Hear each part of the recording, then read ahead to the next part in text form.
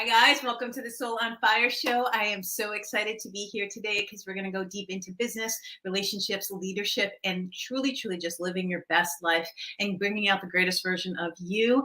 Thank you for being here live. Thank you for being on the replay. I am Noelle Agape, and I'm a leading expert in health, wellness, and consciousness. I'm a quantum energy trainer and NLP trainer, and today we're going to talk to someone amazing. Sit down and get all the information you can from this man. I'm going to pull him on in just a minute, but my dear friend Tony Whatley is with me today, and he is a business guru, and he's a genius in business, and he has expanded his business so quickly and so incredible and has massive impact in this world. So we're going to take an incredible journey today of business. We're going to go deep into business and a lot about relationships. We're going to understand what it takes to be a leader in today's society with everything going on in the world, and also how you show up in the world.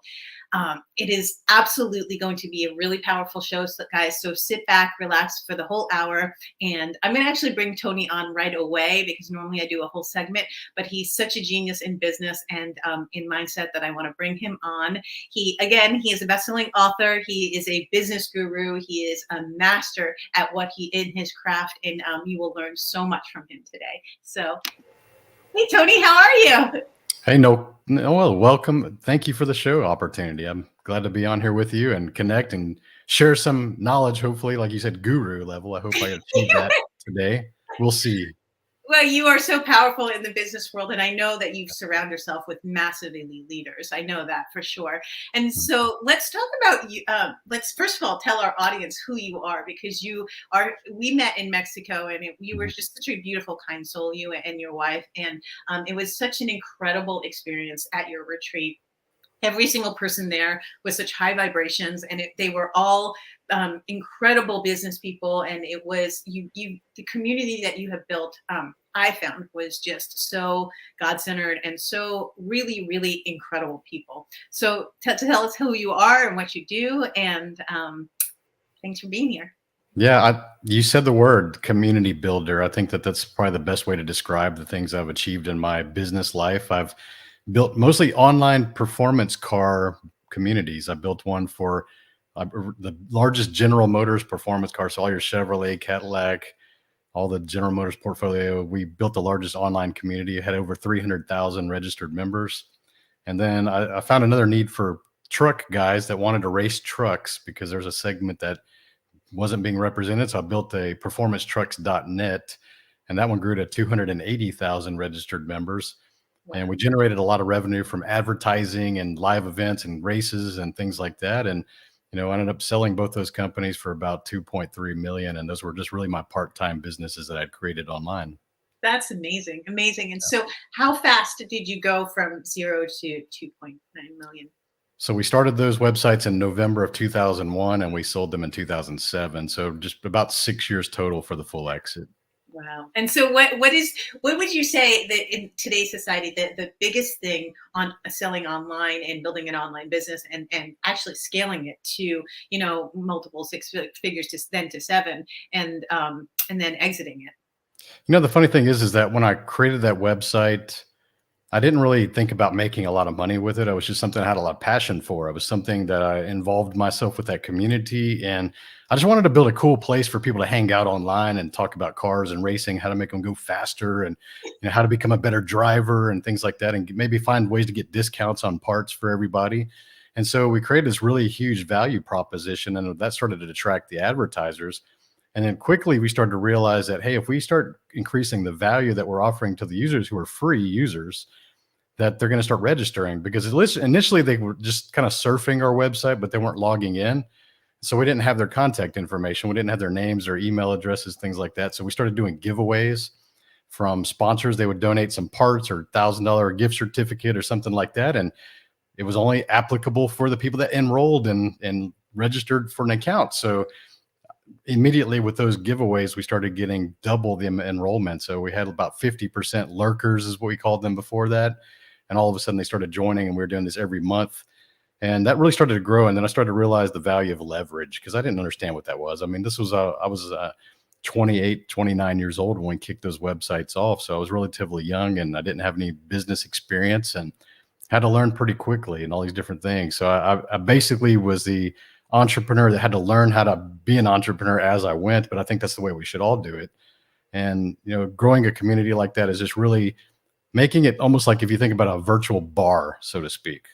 Everybody has like their favorite bar they go back to, they get to meet their friends and hang out and chat and things like that. Well, that's the same thing we see nowadays with Facebook and Instagram and all these social media apps. You go there because your friends are hanging out there, and you build a community, you build, communication between these people. So that's the same thing. Like if you look at the Facebook business model, Instagram business model, we just were doing that a little earlier before they even were around. So that's what I think about building a community. It's not about me. It's not about me being at the top of the hill or saying it's all about me or standing on top. It's what can I do to attract more people into this community by providing value to them. They're going to keep coming back and wanting more. And once you get that attention, you can get the advertising dollars coming in.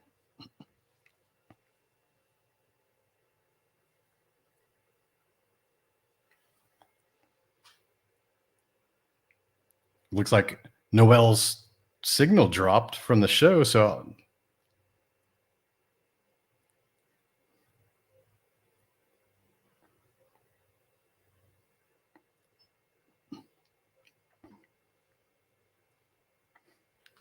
we'll give her a moment, see if she pops back in here.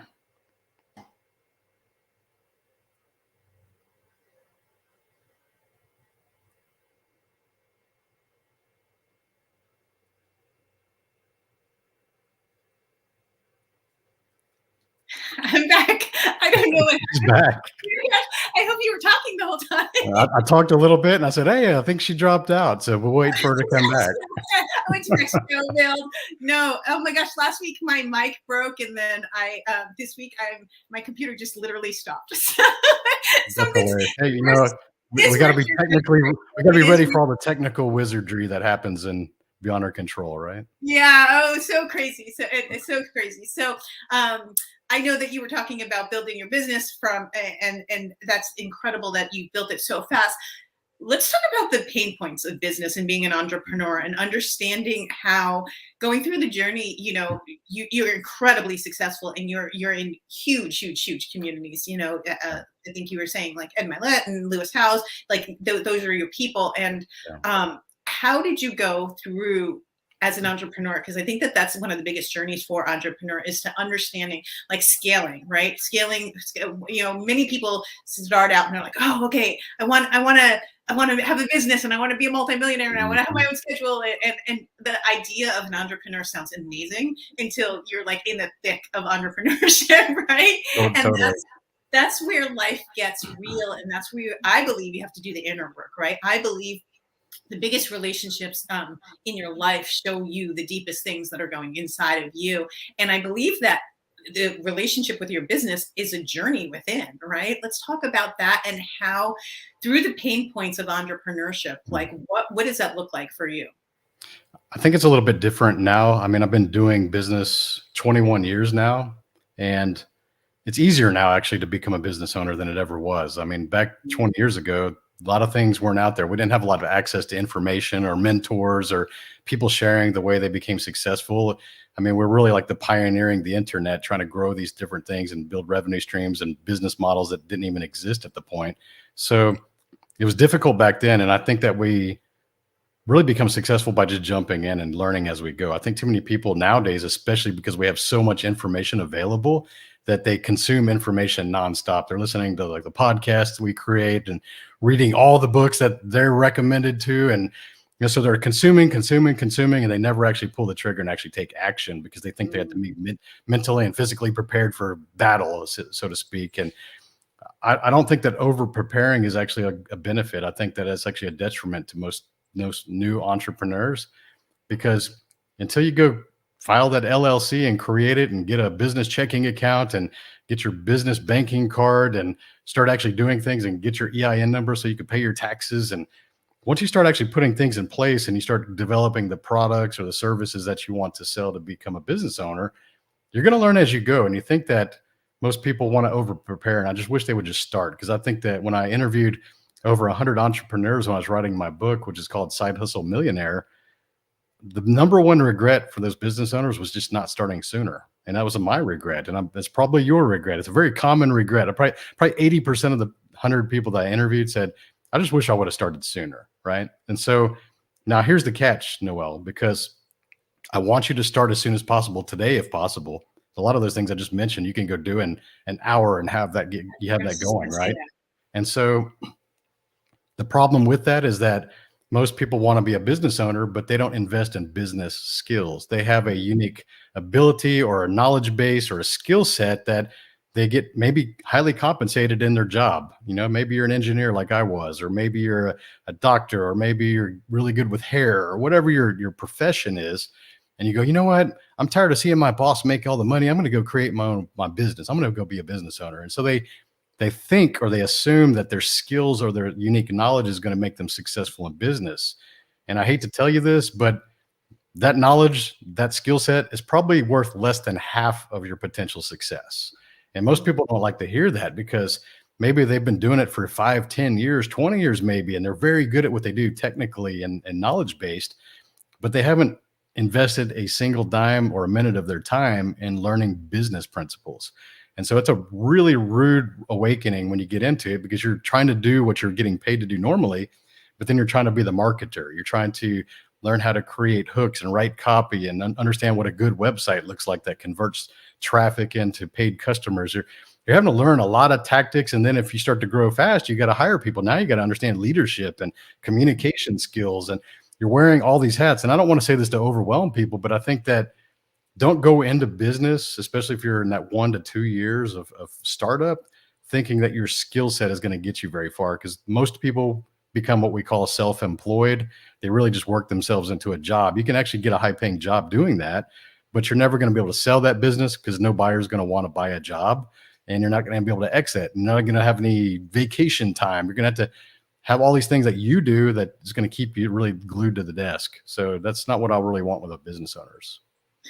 I love that so much. And so what do you think with owning a business and going into that and knowing that and understanding that we have to take action? But so one, I mean, I have five coaches, right? I mean, I have a media coach, I have a business coach, I have a spiritual coach, right, to keep me. And then I have like other people that are my friends, right, that have keep me. Randy Garn being one of them, both of us know him. He keeps me, so am I, right? And he just sends me beautiful, inspirational things.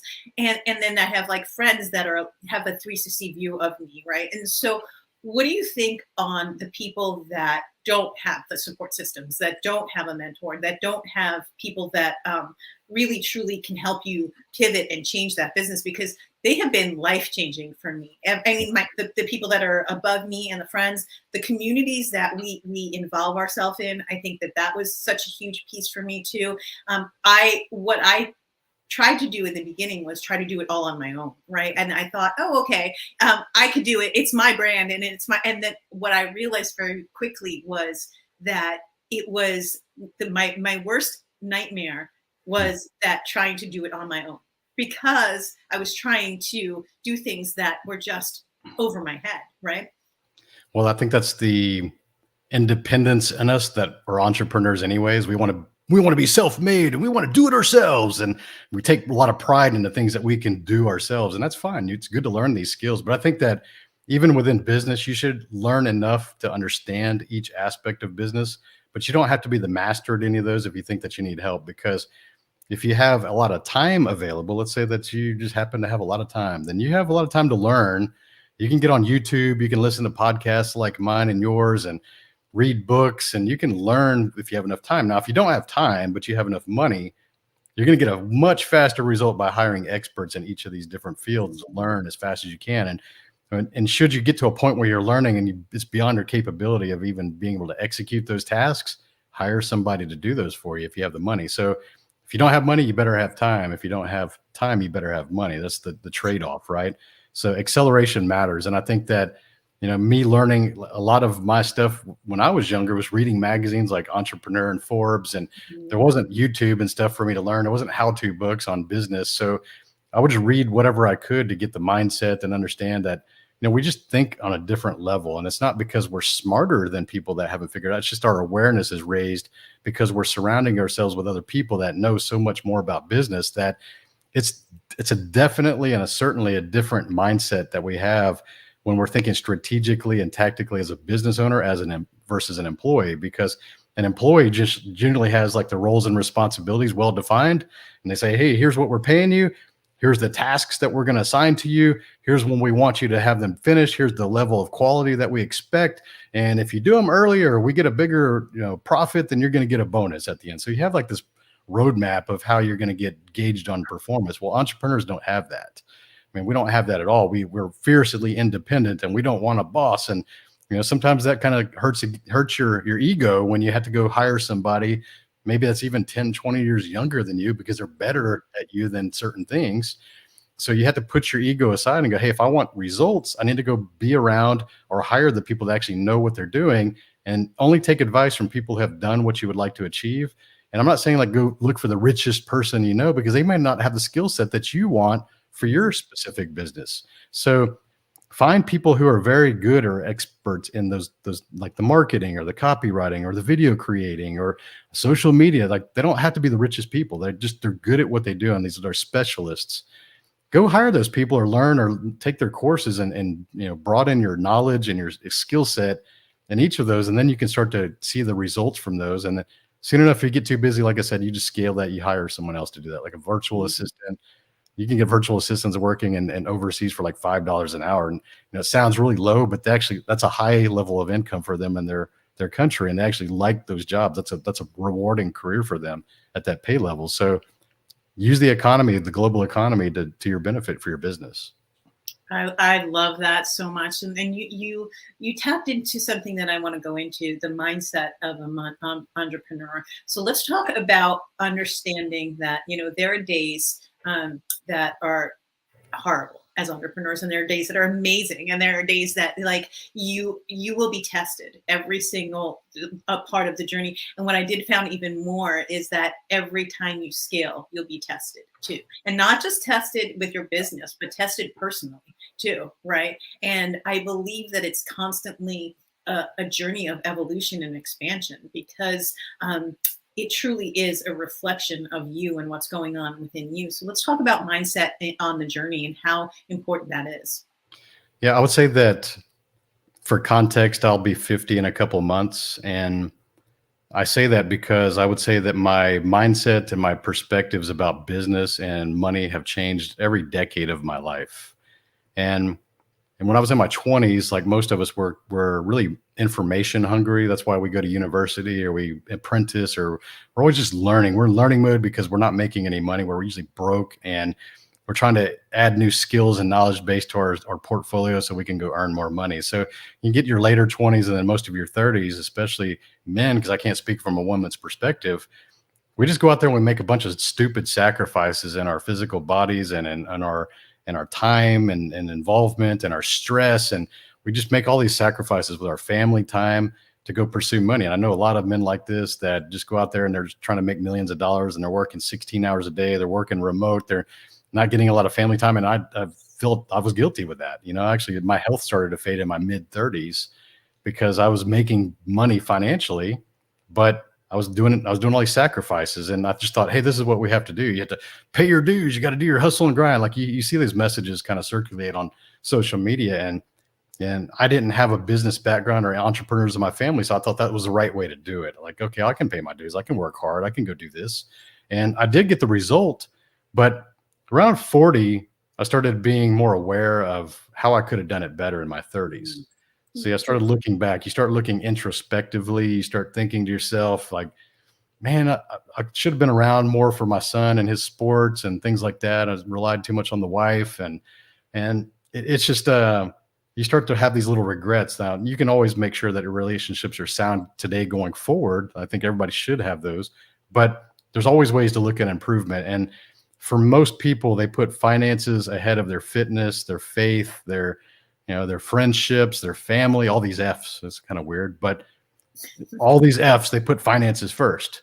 And around 40, when we start realizing that time is kind of running on the world over the hill, so to speak, when we say, we start to realize that some of our friends are passing away that we went to high school with, and we're starting to see people around us and elderly people starting to pass away. You start getting a more appreciative sense of time, and you start to realize the value of time, because we all know people that are very wealthy that die.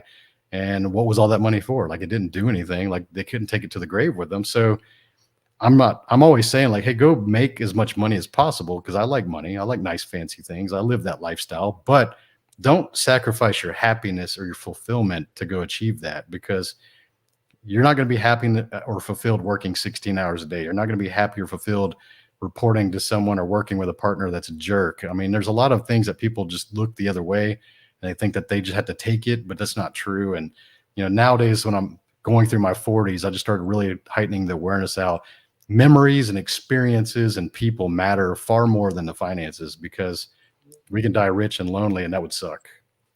And both you and I, we run retreats or masterminds around the world, and that's an experience, right? It's changing lives, and it's getting them into a different dynamic, and it's actually taking business to a different place, right? It's not like, oh, let's sit in a conference room and do, like, we, in Mexico, you did so much adventurous stuff, and in Sundance, where you're speaking at my event in Sundance, we're like doing crazy, incredible things, because life's an experience. And I believe from my soul that my business has evolved too, because I live life from my soul, that you have to experience your business as much as you experience life and your relationships. We have to take a quick break, but when we come back, I want to talk about being a leader, not only in business, but also in relationships and in your community, because I believe that those two pieces are such an important thing. I think that, there's a lot of, and I'm, my executive producer will probably be mad, but there's a lot of douchebags in our field, right? And so I want to talk about being a conscious leader and what that looks like, and we will be right back. But that's a really important topic for me to understand, is that knowing that we have leaders like you that are out there that are so conscious, that are making such a difference in this world, and you cultivate your relationships. So we'll be right back after this break, and then we'll go right into that. Stay tuned, guys.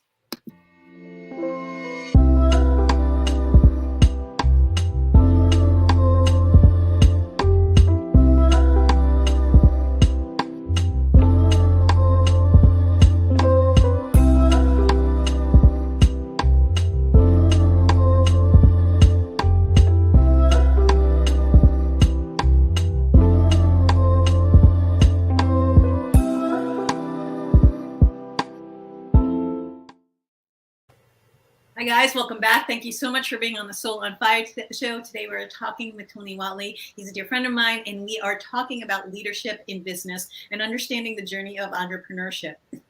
And in the first half, we talked a lot about the structure of business and the mindset of business. Now I want to talk about the relationships behind business, because I think that is so important. And Lisa, your wife, is one of the most beautiful souls that I've met, by the way. And your relationship with her, you guys were such a rock in Mexico, and you were a team, you were partners, right? And that's what it was so apparent the second that I met you. It was just like you guys were working together as a team.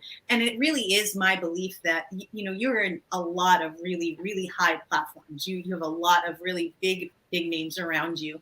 And in our space, there's a lot of people that are, like I said, the douchebag guru that are not, like, they're spewing information, but they're not caring about the people or their relationships. And also, I believe without question that every single man that is super, super successful has a strong woman by his side, right? I mean, or partner by their side, I should say, not woman, right? No sex, just a partner that's going to do the business piece with them. So let's talk about that, because it's super important I believe, to have support in your family life and your personal life in the business piece as well. Yeah, I think that I've got two good examples of this. My son's mother and I did not have a good relationship, and it was just a house of disrespect one way. Not me, I'm just saying, but I was raised in a really loving and respectful relationship with my parents. I've been married 50 years, and so I had a different perception of what relationships should be. And you fight to keep things intact, and you keep what's worth and has the value. And so, when I was just getting out of engineering school and I was trying to start these businesses, my son's mother would not support the things that I was doing. She'd actually would say that that's a waste of time and that's stupid. And like, why guys talking about cars on the internet? That's stupid. Like, why are you wasting time building websites? And, so I never really felt supported by that. And that's probably a good indicator why that relationship didn't last very long. Right. And so when I met my current wife, Lisa, we've been together 21 years now. She was on board. She was kind of fascinated with me having a full-time career and like doing these other things. That was kind of exciting. Like I've never been the guy that would just get home from work and sit on the couch and just do stuff. Like I didn't watch TV and waste a lot of times watching sports. Basically I would go to the gym and I would code websites and I would learn new skills and I would just always trying to push myself on my knowledge. And she thought that was very interesting because I didn't have any money when we met. So it's not like we married when I had millions of dollars, so that's a good thing. I kind of was broke when we met her.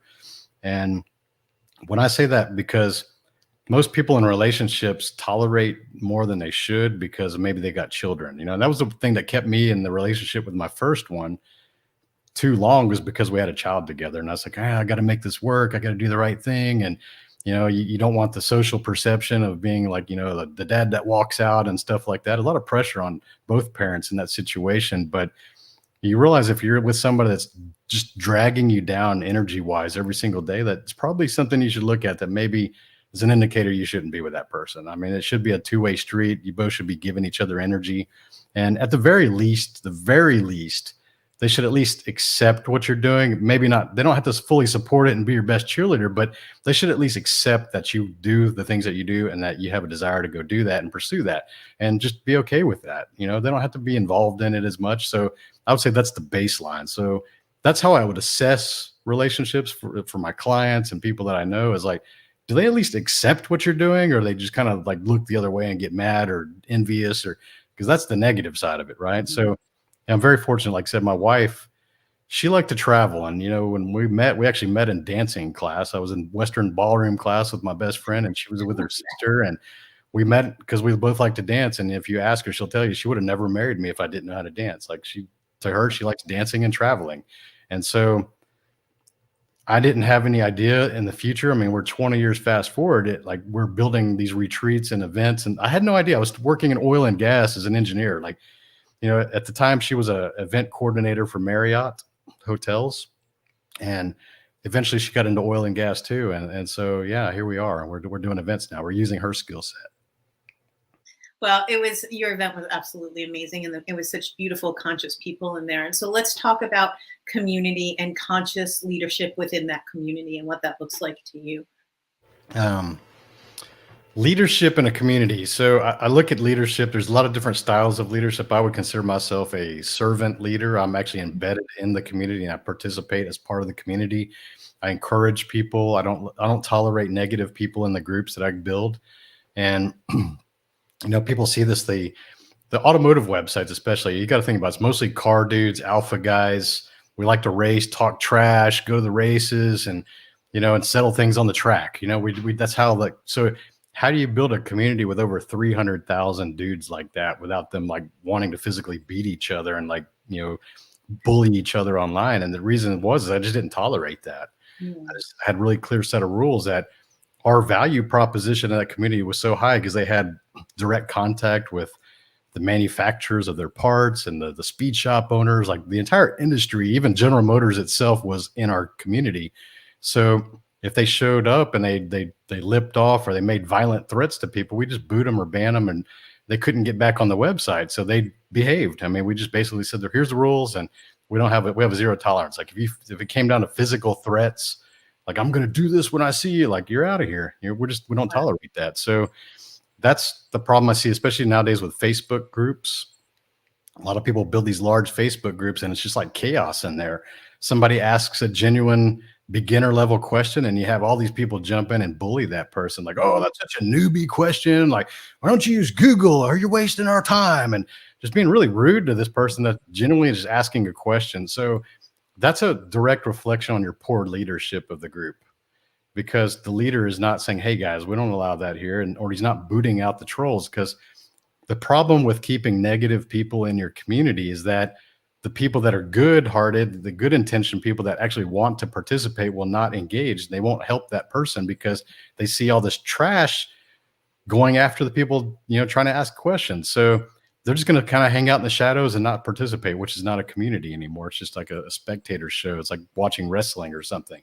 So you got to get rid of the trash, whatever your community is, and quit being so damn nice. I mean, too many people have good intentions when they start a community, but they're just too nice. And they don't want to upset people, and they don't want to hurt people's feelings because they're being rude. And like, they don't want to stand up for the people in their community that are positive. So you have to be a strong leader, grow some thick skin, just make the rules. If they break the rules, just kick them out. Like, don't have any worries about that. And it gets easier with time. Even empaths and helpful people like me, it's something we had to learn to overcome. But, so community to me is that it's different, because I think a lot of times people nowadays, especially on internet, we think of like a influencer business model. We think that, hey, you're famous, you're at the top of the pyramid, you got your arms stretched out, and it's all about you, and you got millions or hundreds of thousands or 1,000 followers, and it's like this one-way communication line when you're doing the influencer business model, because it's the famous person speaking down to the audience. There's not a two-way conversation back and forth, and nobody in the community knows each other at that business model because they're just followers of this person.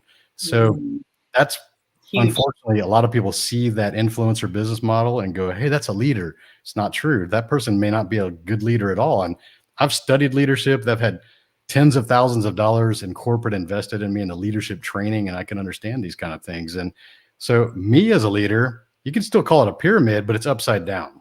And I'm at the bottom, and my arms are stretched out, but I'm holding the pyramid upside down. And I'm looking up at my community. And my role is to facilitate strong bonds and communication between the members of the community. So it's my goal to have each and everybody that's a member of my community become best friends, regardless if I'm in the picture or not. I'm just the host of this party. I create the venue, I create the event, the online community, whatever I'm building. But I want you guys to be best friends, because like I said earlier, I want this to be kind of the virtual bar that everybody comes back to hang out with the friends they met. And, these communities I've built, we've had marriages, we've had lifelong friendships, we've had joint ventures, like a lot of collaboration. And that's because I built these communities, and that's what I have a lot of pride in. That's what fulfills me. So it's not about ego. It's not about Tony.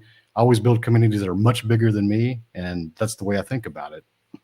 I absolutely love that, because that is that's really the enlightened teacher, right? Because you're like, I'm guessing that you're, the enlightened teacher is the student and the teacher in the same breath, right? And I learn from my clients, I learn from my kids, I learn from my relationships, and humble enough to know that I can always grow, and confident enough to know the value that I'm bringing to everyone. But to build a community, I mean, I think you said over 300,000. That's incredible. I mean, that's such a huge community, and to be the leader of that as a servant leader, that's so beautiful and so incredible. Thank you for doing that, and thank you for bringing that out to the world, because it's so needed in today's society. It really is. Like everyone on Instagram, you were saying the influencers, right?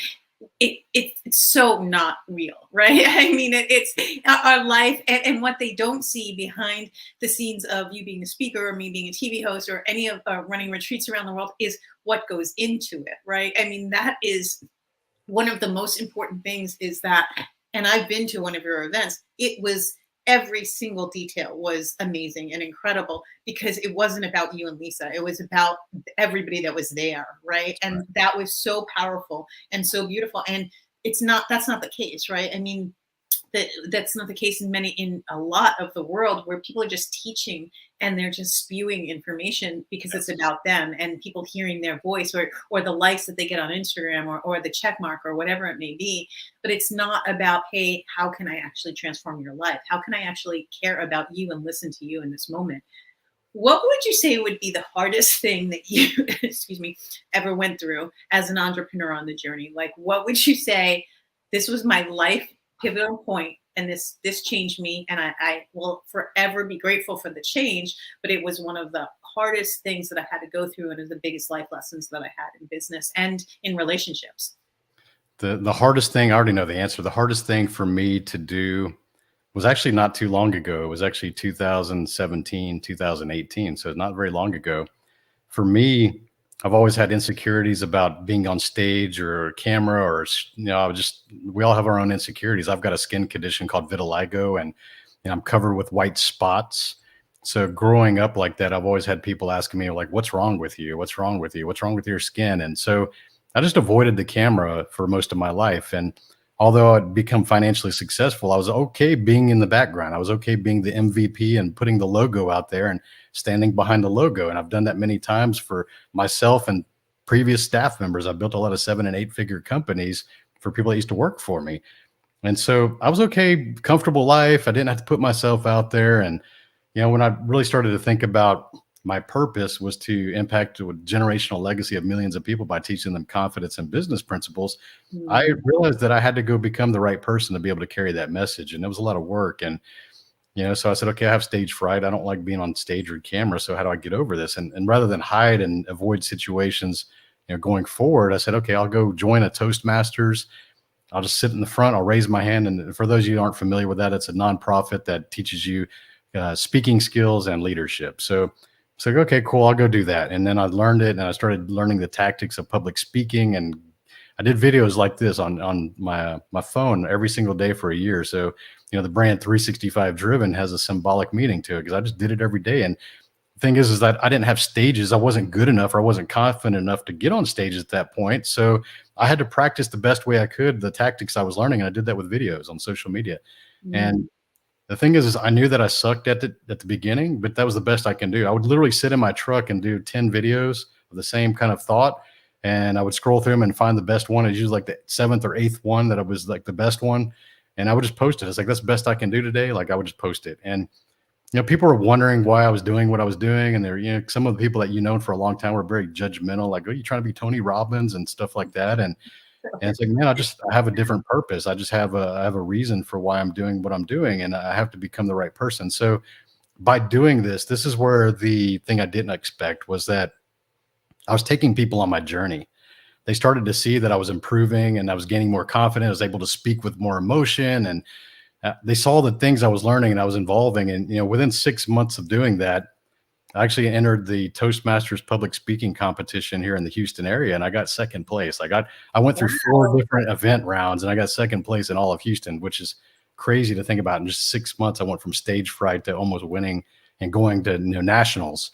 So I just understand that I had to get over the fear of criticism, and I had to get over the fear of worrying about what other people thought about me. I think that's a hard thing for most people to do, and I just started realizing that my intentions are right and I'm doing the right things and I'm trying to do the right things. And, it hurt my feelings that there was people that I'd known for, 10 to 20 years, people I've been on vacation with that didn't support what I was doing. That thought I was kind of going crazy. And then, they would make fun of it. And I got, some of these friends were in like these tech circles with other car guys in Houston area. And they'd send me screenshots of some of the nasty things that these dudes were saying that I used to like. These people that I consider my friends, they're making fun of my videos and how bad I sucked.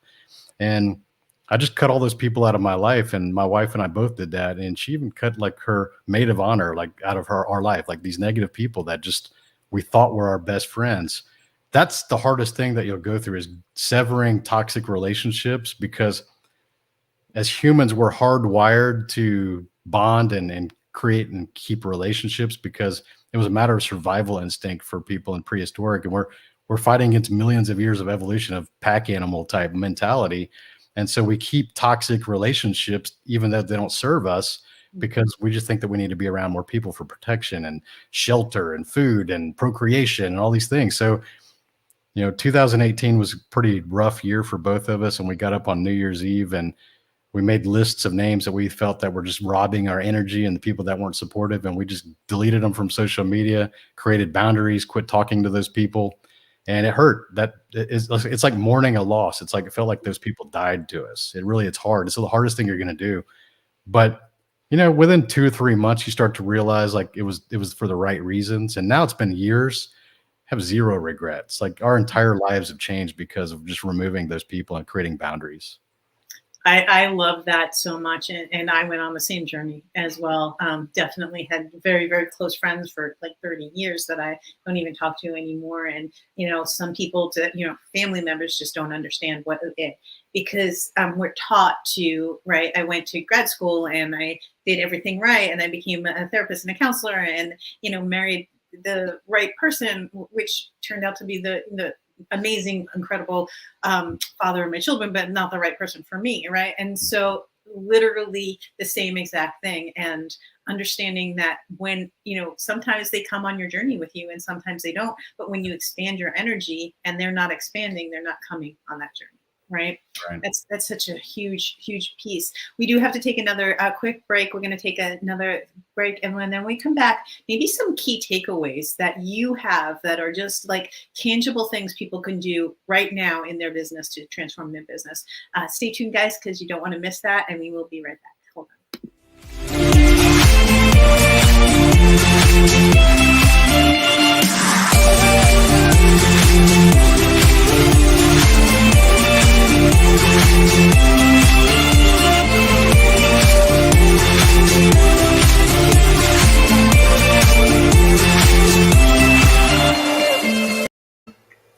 Hi guys, welcome back. Thank you so much for being on the Soul on Fire show. We are here with my friend Tony Whatley, and we're talking deep into business, relationships, and understanding what leadership actually looks like.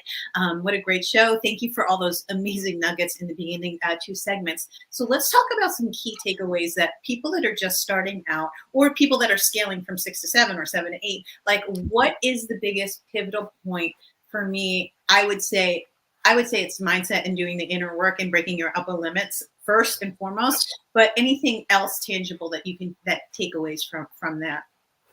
Yeah, I would say that if you're just getting started, start to put the tools in your toolbox to be able to create the business. I mean, it's not that hard. So you can go look at your Secretary of State website. You can register an LLC in your state. Mm-hmm. That's the name of your business. Create a limited liability company. It's really inexpensive to do that. And then once you have that, go get your EIN, your employment identification number from the government, so you can pay you report your taxes. It's like a social security for your business, if you think of it that way. Then with the EIN, you can go create a business checking account. I mean, all these things can be done online. It's just, you could probably do it in one day, to be honest. Yeah. And so you have your name of your company. You have a way to pay your taxes. You have a way to accept money with your bank account. And now go create a PayPal or a Stripe account so you can get paid with credit cards. So now you have a way to receive money. Now you have like this little 4-component business that every business has something in common like that. And then once you have that, you can start developing your products and your services that you want to sell. But I think too many people just don't take the first steps in taking those initial things, get them going. And until you do that, it's not going to seem real to you. You're going to be like an imaginary, I'm consuming information mode forever. So just go build those. It's going to take you less than a few days and you'll have that. And you go, okay, now I actually have a business. Now let's figure out how to start making the money, right? How to start coming up with products or services that I can sell. Beautiful. And so I love that. And it literally takes like a day. And it's that, and the most important thing that I found is that people that prolong that first step, they're just not ready, right? Because it takes one day to actually have a business. You have a business at the end of that day, right? And it's that simple. What about the hardest point for me, I think, was moving from 6 to 7 figures. And then, from my understanding, 7 to 8 is a lot easier, but breaking through that 6-figure mark in your business, that was really a journey for me. That was, I felt like that was one of the harder journeys for me through the entrepreneurship. The thing about getting from 6 to 7 figures is really just processes, systems, and people. I mean, that's what you can actually become. I think that you can actually make a solopreneur business up to about 2 million revenue, because I've done that. And beyond that, it starts to become overwhelming on your time demands. So then you start to have to scale some stuff out. So just farm stuff out. And it doesn't mean you have to have employees nowadays, because there's a whole lot of people with a lot of skill now that'll work as a 1099 contractor that you could just pay them and they'll do the stuff for you working from their home. So I like to understand that people think about business, they still have this mentality of that it needs to be a storefront on Main Street and have all this overhead, and they got to have all these employees. And that just sounds like a lot of work, and it sounds like a lot of overhead issues. So that's one reason most people don't start businesses. They just think of like all the big businesses, because that's how we're kind of conditioned to believe. But there are plenty of people out there that are multimillionaires that have like their own company. They have maybe 1 or 2 employees. It's ridiculous. And especially if you start thinking about things online and you understand these skills. But to get most companies, let's say with employees, to 6 to 7, it's just having the processes and procedures in place of what that's required for each role. And the thing is that when I was working corporate, even my first job at age 15 working at McDonald's, I was a very aware teenager, and I would look around and say, hey, I'm working in the #1 franchise in the world. There has to be a reason they're #1. So maybe instead of complaining about flipping burgers, I should be paying attention to what they do and see if there's anything I can learn here while I'm here. And this same thing applies to wherever you're working. And you may be thinking like, well, I don't like my job. My place where I work is pretty crappy. Well, you know what? You can learn what not to do from those companies. So it's equally valuable. So I think a lot of times people that are in employment status, they're just worried about they got the blinders on. They're only working on their thing. They don't really understand like the communication channels between different departments and what each department is doing. And if you would just pay attention to those kind of things, you'll learn a lot about processes and systems and communication channels that you can take with you when you go start your own business. That like, wow, you used to have these procedures and these steps for the new people. When the new people came in, they had an employee handbook, and it just showed all the things they had to do for the first 2 weeks. And, and then we had trainers, and the trainers had to have this level of education or experience. And all these are processes and systems. You have like your sales system, you have your marketing system, you have your production or fulfillment system, you have your distribution system. Each of those are just filled with processes that are literally written out because they didn't want to duplicate the training effort. I mean, it was really, that's why they were created in the first place. They didn't want to duplicate training effort for new employees coming in all the time. So if you can start to standardize those kind of things and start to really understand where you're weak at, like, oh man, we're not closing enough deals on here. Well, maybe your offer is wrong. Maybe your marketing approach is wrong. Maybe your messaging on your ads is not reaching the right people. So there's always a reason why certain things become roadblocks or choke points within a company, but you'll never understand unless you see the entire process flow. And if you have enough resources and people in each of those, or enough money in each of those buckets to be able to get the business done from start to finish. Wow, I love that. That's such a powerful nugget there, right there, guys. So let's talk about mentorship and how important it is. For me, it was life-changing. Like, I could not be where I am. I can't be where I'm going without mentors, right?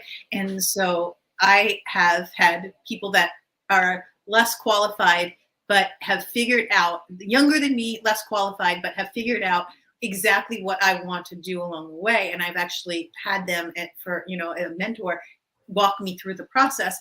But it was allowing my ego to get so small that I was like, I'm the student in this breath and the teacher in the next, right? So let's talk about, because you have some big mentors up above you, and you mentor a lot of incredible people. Let's talk about mentorship and how important that is along the journey. Yeah, I think that the mentors or coaches are the #1 thing that's going to accelerate your results, as long as you're learning from the right people. And I would always encourage people that if you're looking for a business coach or a performance coach or any kind of coach, do your due diligence, do the background, go Google them, search way back, see what they've done or see what they shouldn't have done, right? There's a lot of examples of that as well. And also I find that if the person that you're considering as a coach only became successful because they were a coach, that should be maybe a yellow flag. I wouldn't say all those people are negative or bad, but if their only hint of success is just selling hope to other people, and are they really knowledgeable in that thing? So they may just be a good marketer. And I'll tell you that, a lot of people in the coaching space are just really good marketers, and I'm a good marketer. Noelle, you're a great marketer yourself, but you have to see past the marketing and what's the depth. Because I'll tell you guys, even I was kind of heartbroken, and I won't mention names and things like this, but I like reading books. I read a book a week, and I listen to audiobooks. And sometimes you come across a great book, right? You're like, man, that was a great book. Let me go see if there's more information from this author that I can, see other books maybe they've written or some experience or video. And you start going down the rabbit hole, and you find that they weren't even successful until that book like hit the New York Times bestseller list because it was a good book. And then you're like, wait, this person worked as a low-level manager at some small company before he wrote this book, and it's talking about success or prosperity or leadership or whatever, choose your adventure, right? So you start to realize well, if they didn't exemplify that, where did they actually learn it? Because they didn't prove it before they wrote about it. And you find that actually this is more common than not. So especially in our field, for sure. In our field, for sure. There's a lot of frauds out there. And I don't know if they intentionally were trying to be fraudulent. Maybe they just wanted to write the good book and it blew up because Oprah shared it or something, right? I mean, there's a lot of examples of that. But always do your due diligence. Go find people that have been doing it for several years and have become excellent and have a lot of results teaching that specific skill that you want, right? And also there needs to be the vibe, because Noelle, you and I we could literally read a script right now, both of us, the same thing, and people will like the way you say it, and people will like the way I say it. And that's okay, because the information may be the same, but how you receive it is very important. So find the person that you vibe with, and that's the fastest way you're going to get the acceleration and the results, because a real coach is not your best friend. A real coach is actually really truthful, and there's someone you can have really hard conversations with that's just going to hold you accountable, and they're not going to take your excuses, because most people have the excuse and the limited mindsets, and they build these false ceilings inside their mind of what their potential is. And good coaches will shatter that, because we can see the potential that you can't see for yourself, because we're a few years ahead of you. And so all these different things are going to just open up your mind and increase your awareness, your self-awareness.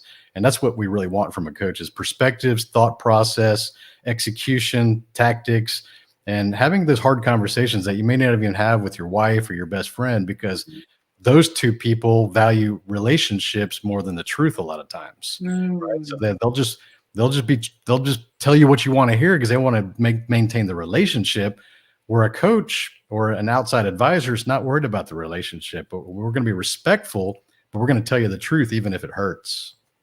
And that's actually an amazing mentor, is somebody that, and I think you and I are both like that with our clients, is that I'm raw and real. I think I'm raw and real with everyone in my life, and sometimes in relationships too much, right? To where I'm just like, look, dude, you got to, but I believe that the most transformation I've ever had in my entire life, that's real love. When someone looks at you and says, this is no, absolutely no, yes to this, and shows you the way and gives you an opportunity to rise, right? I believe that we're here to expand. We're here to experience and to expand. And if you don't have the right mentor that is pushing you beyond your limits, and not really honestly holding on to the bullshit stories and everything, then you're not going to move past that. Like a lot of my clients, when they sign on, they're like, I'm bubbles and unicorns until I'm not, right?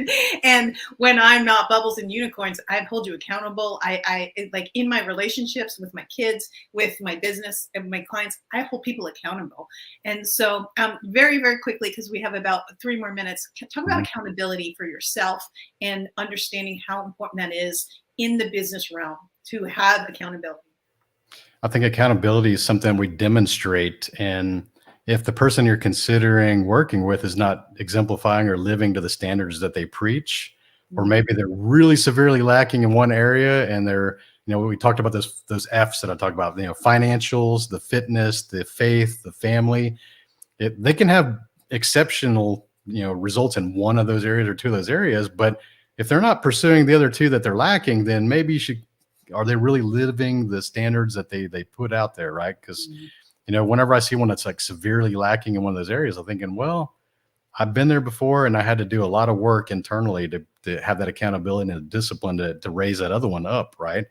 And so, have that awareness, just figure out that accountability to me is everything. It's discipline and consistency over time. I mean, there's no magic sauce to success. It's just really discipline and consistency over a long period of time, and being able to be patient to get the results instead of trying to quit too early. Because I find that most people just never achieve success because they just quit too soon. They'll last 90 days at something, whether that's a fitness or a relationship or starting a new business.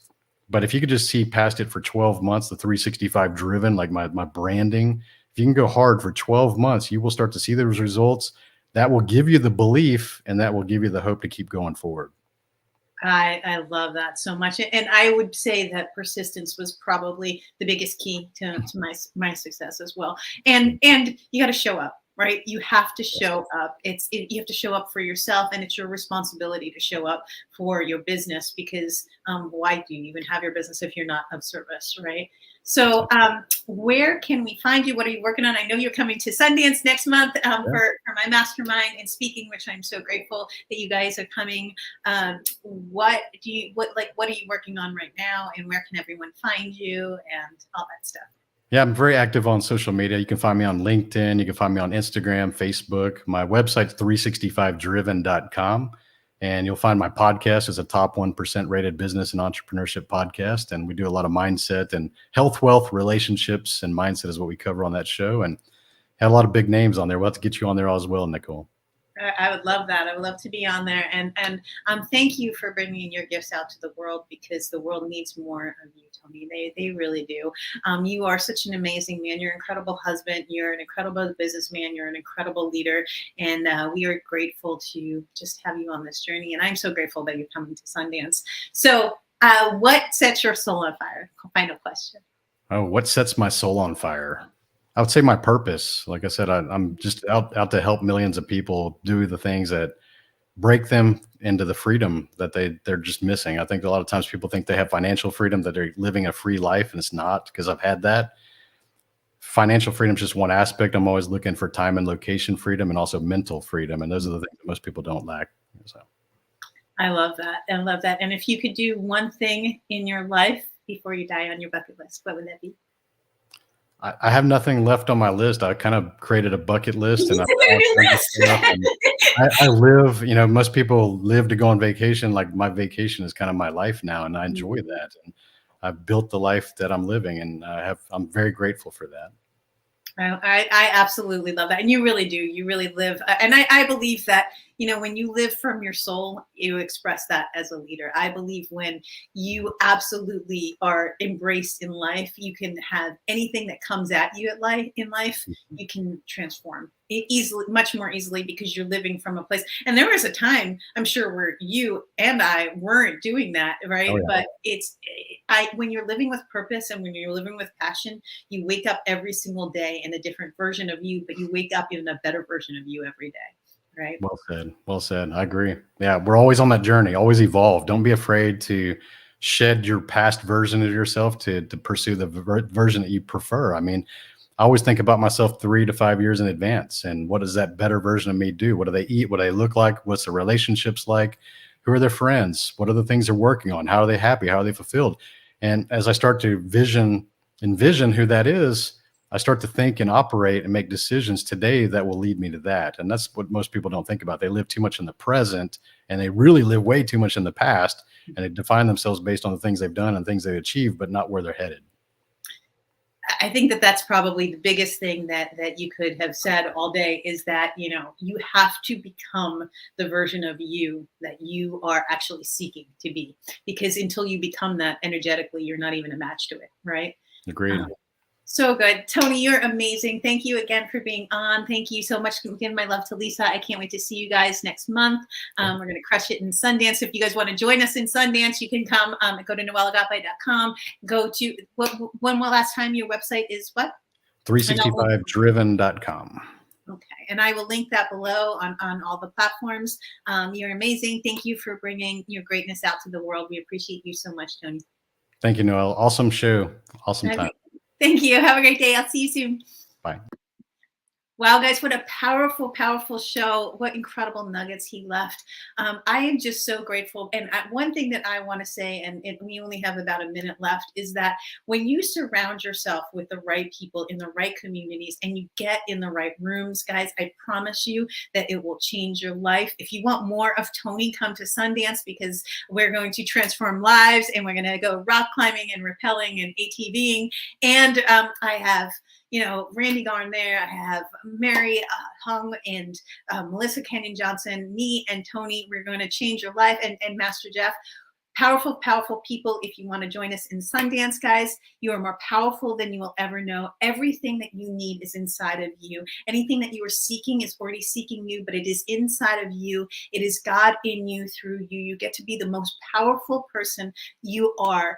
I have this saying that I die to the old version of myself every single day, because the new version of myself is waiting for me when I wake up.